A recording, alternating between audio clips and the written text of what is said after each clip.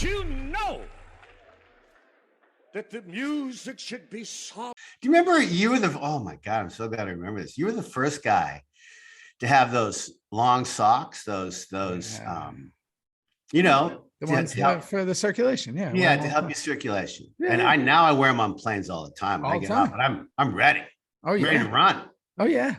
I would love to do an 80s movies as an 80s movie as like an aerobics instructor who wears like, you know, have a mustache, like do like the whole like spandex neon. Yeah, you'd be great at that. That'd be great, right? For sure. Yeah. Yeah. We're doing this right now. I'm working with someone on this story set in 1987. And it's man, it's incredible. Like I spend most of my days watching like commercials from 87 and researching 1987. And you know, what a year it was. Wow. I gotta tell you. I know exactly what you're talking about, but I didn't know it was actually about 1 year. That's amazing, man. Yeah, 1987. Yeah. Wow, man. It's an amazing time. And the fashion is unbelievable. And just like the what was going on and what you realize is like everybody, and we've done this, right? Every year you go, man, this year, well, look at all this shit going on. And then you go like research another year and you go, yeah, a lot of shit going on in that year too. And a lot of shit going on in this year. There's never been a year that you can research that it wasn't, it's just different shit, but like still heavy duty shit, right? Like, okay, so how old were you in 87? I was 12. You were 3. You were 12. I was 12. Yeah. Okay, so 87 for me. You were 45. Was the year I was 45. God, I look good for my age. That was the year right after Stratford, right after playing Macbeth. I was 26 years old. Wow. And all those New York agents saw my work. And when we wrapped that tour of Macbeth, when we went to the States with it as well, we were done like January, February 1987. I went right to New York. And that's where it all started to percolate. So no green card. Wait, no, you weren't living in Saskatoon to New York. You were somewhere else. You were in Toronto. Yeah. When I graduated Saskatchewan, University of Saskatchewan, I went right to Toronto. Signed on with Gary Goddard, big agent. He's gone now, but yeah. And then do people still come, like New York people watch shows in Canada still, all the like time. in Toronto? They do. They go to Stratford. They go to Ontario, which is outside of Toronto. The Shaw Festival and the Stratford Festival are the two biggest festivals in North America. They're massive. 4 big theaters per festival. COVID's kind of fucked it up the last couple of years. It's fucked it up for theater everywhere, but it is starting to come back now. So then they watched you do Macbeth. Yeah. You're looking slim, trim, ready to Kim, and you're ready to go. Tomato creeps in this pit. No, I didn't do it that way. I swear to God. So then you go to New York and you got no money. You're like a little bit, but not tons, but I had a little. And yeah, man. Had you been there? Before I met Matt Craven, I'm staying with an agent.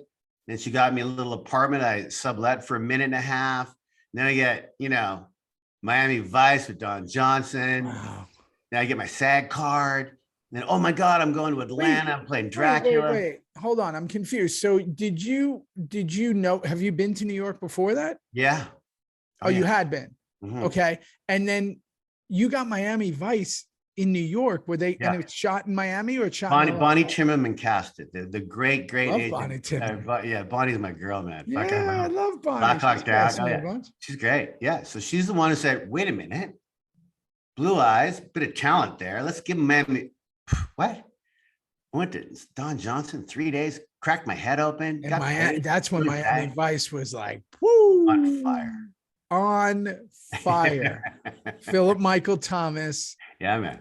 Don Johnson. So you go do Miami Vice. That's your first thing? Uh-huh. Wow. I paid for a lawyer to get me a visa to work in the States. I got paid for doing the show. I joined SAG, and at the end, I made $18.56. And my dad always used to say, "That's the best $18.56 you've ever made." Fred knew. Freddie, he nailed it. Best $18 you've ever made, son. And he was right. How long till you worked the next? Right after that? Pretty quickly. I did Dracula in Atlanta. Then I came the play. Then I came back to Toronto and did Lie of the Mind, Shepard's Canadian opening of Lie of the Mind. with Susan Wright and John Moffat and all the You went kids. back to Canada to do that. Yeah. Yeah. And then I went right back to America to play Stanley Kowalski on Broadway. Oh, so you went from Miami Vice to do a lot of theater. Yeah. What was your next TV or movie? I did a couple of Canadian movies. I met Matt Craven and Dean Stockwell and Kim Cattrall and Palais Royale. What are you, my agent? Do I have to go over this shit? I'm curious. I didn't know. And Matty Craven's not from Canada. He is. He's Canadian. He's from Ontario. Oh, that's why. Okay. That's why we're tight. Yeah. Okay. Wow, that's wild. And it's so funny because 87. So 87 is a significant year for Kim. No. Theo, when you continue to do your research, because I know what you're talking about, yeah, the peeps are going to be so excited for you.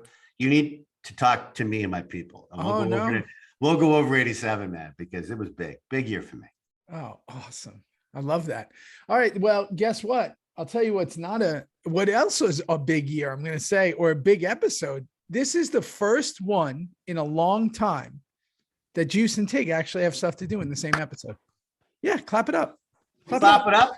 Can I tell you something, by the way, what dawned on me while I was running this morning? Because sometimes I actually do give this podcast some thought. This is what I thought about. Tig and Juice have role reversed. Tig is funny. He's lighthearted. Funny episode. He's funny. He's kind of just taking it as it goes. Kind of innocent now, chilling. All that other stuff's behind him. Juice is in dire straits. No, you're so right there. You're a Tig Junior now. Yeah, we've flipped positions. We've flipped completely. There's no comedy in Juice's world. No. There's no drama in Tig's world. Poor Nico. I abused him in this fucking episode. And I can't wait to talk about it.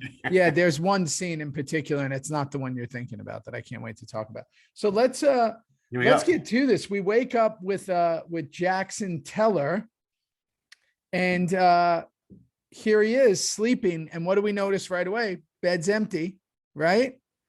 I know you've been there, Kim. Bed's empty next to him. So often.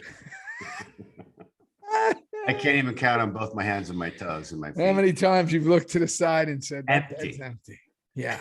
Hold on. You talk. I'm going to fix this camera. All right. I'm going to keep talking. First of all, and you always forget about it, but I'm going to bring it up. Yeah. Previously on. Oh, I don't watch them. That's why. I know. We know that. You don't have to tell the people. We know that. Hey, guys. If you want to see this full episode, click on our subscription service down below. Yep. Where we have not just the rest of the Reaper Review episodes, but we have everything else, which is our other show, Theory. Discord, merchandise, Q&As, so much going on. I can't even keep up, Theo. Greeting videos that we come on. Our merch shops, our exclusive gear, plus again, our other show, Theory. That Kim and I also do. So, hey, continue the journey of Reaper Reviews, and also come start the new journey with our Theory show.